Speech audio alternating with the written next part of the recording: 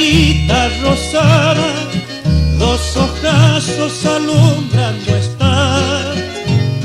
Son luceritos del alba, del hermoso Punta Porá.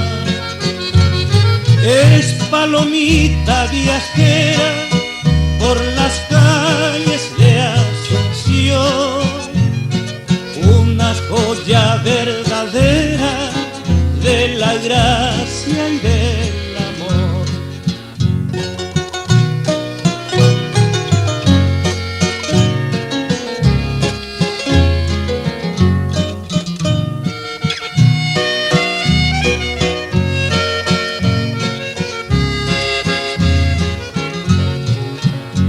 En su sonrisa de perla se dibuja un clavel tután.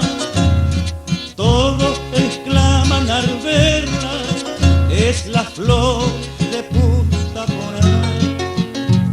Ayer le dije jugando, dame un beso y nada más. Ella respondió cantando, ese beso